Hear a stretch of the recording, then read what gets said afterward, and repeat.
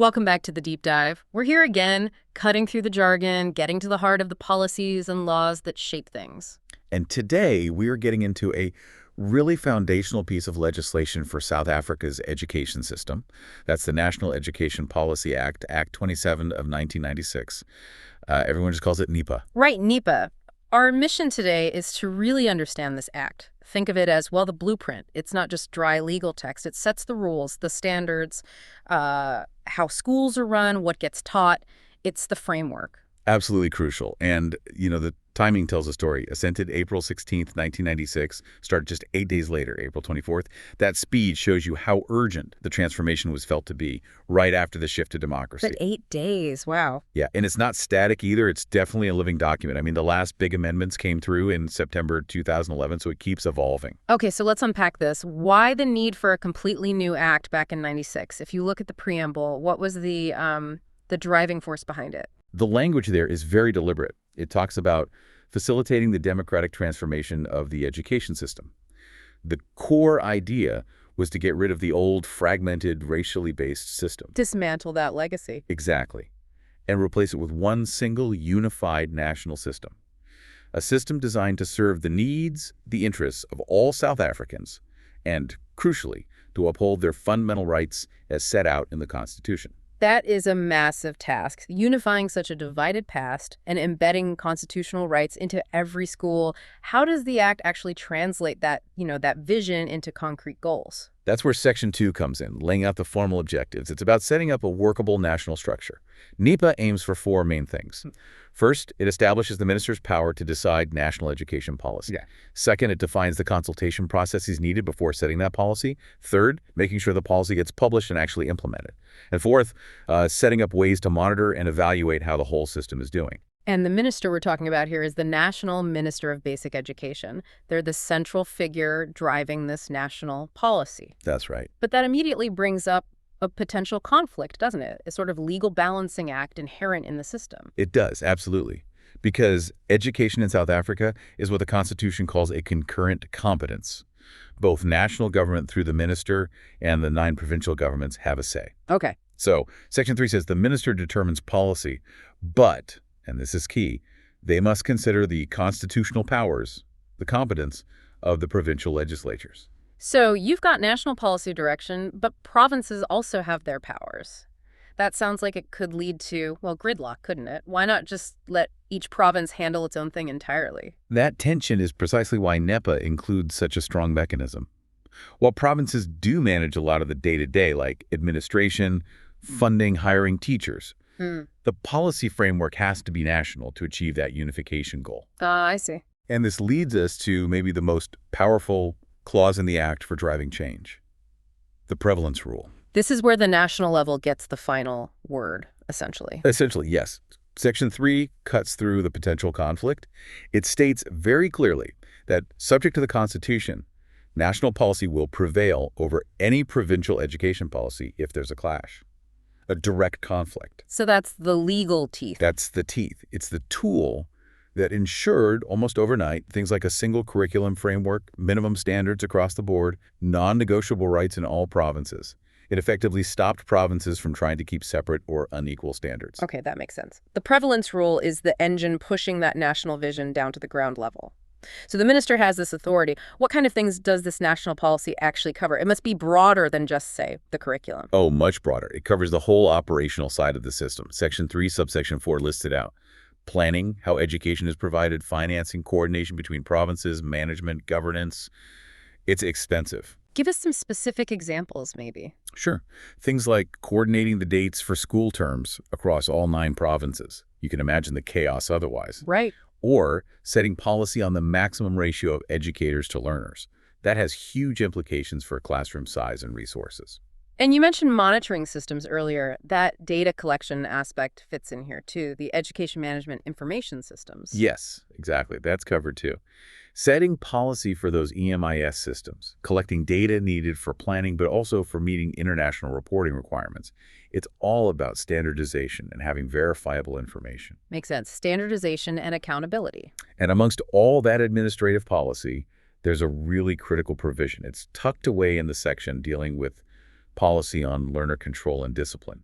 but it has profound implications for learner safety and dignity. You must be talking about the stance on corporal punishment. That was a fundamental shift. Precisely. Yeah. Section 3(4)(n).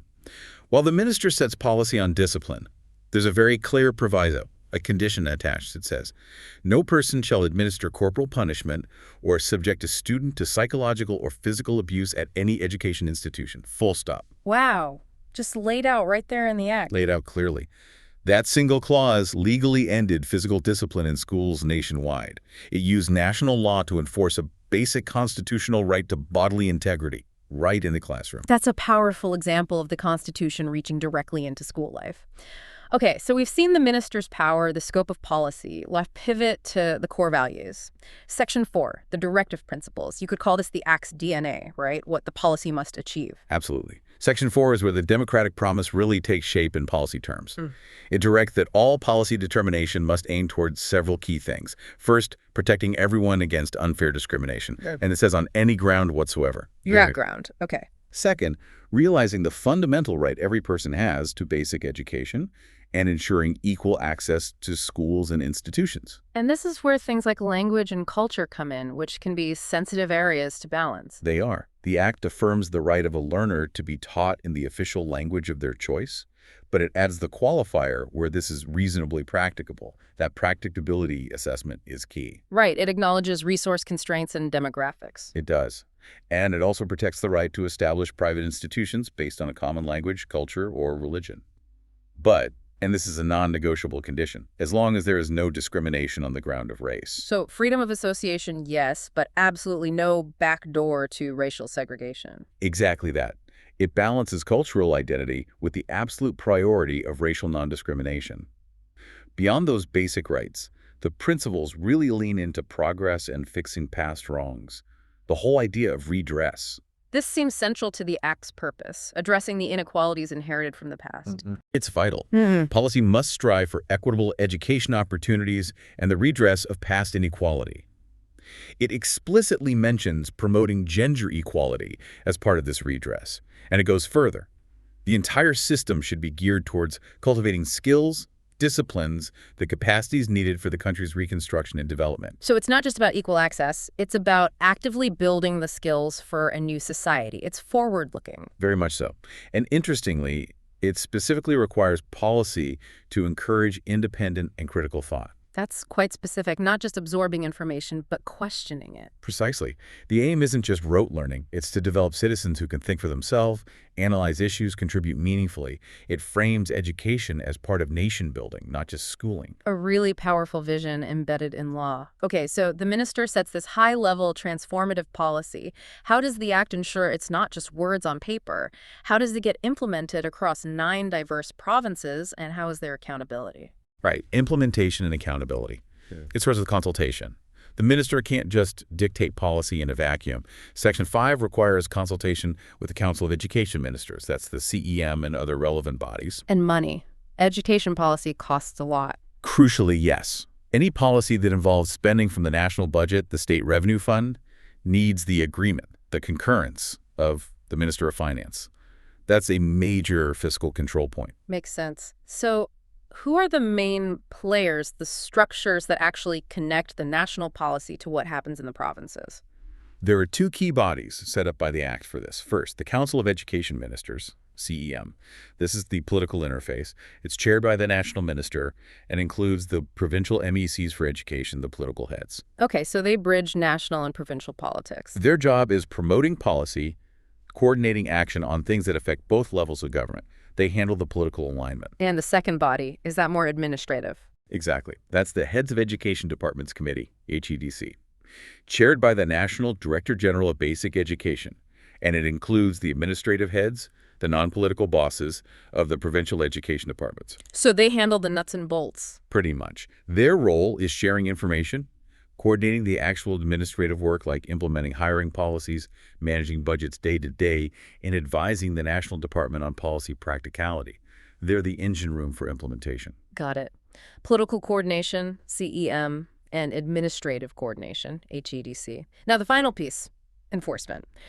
We know national policy prevails, But how does the minister check if provinces are actually meeting the standards? How is compliance monitored? That's covered in Section 8. The minister is directed to ensure annual monitoring and evaluation of standards across the whole country. This looks at provision, delivery, performance, the whole picture. And the goal? The explicit goal is to see how well the system, including the provinces, is complying with the Constitution and with national education policy. Right. And importantly, the national department has to publish a report on these findings. Transparency is built in. Okay, so let's play this out. Say the report finds a big problem. Maybe one province is consistently way off the national policy for, say, minimum library resources per school. What happens then? Does the minister just, issue a statement? No, this is where the prevalence rule gets its practical enforcement power. If that report shows standards in a province aren't compliant, the minister has to formally inform the provincial political head, the MEC. Okay. And then comes the requirement. The MEC must submit a concrete plan to remedy the situation, and they have to do it within 90 days. 90 days? That's a tight deadline for a potentially complex problem. It is. It creates real pressure. This remedial plan is developed with the national department, and then significantly it gets tabled in Parliament. It becomes a public, politically accountable document. So the national standard isn't just a guideline. It's backed up by this formal, time-bound public enforcement process. That really shows how the prevalence rule works in practice. Absolutely. If you zoom out, NEPA isn't just about school logistics. It's the legal architecture for creating a unified system, for embedding equity, for setting minimum standards everywhere, and crucially, for redressing those historical imbalances. It connects the constitutional rights we talked about directly to the classroom experience. And for you listening to this, what's the bottom line?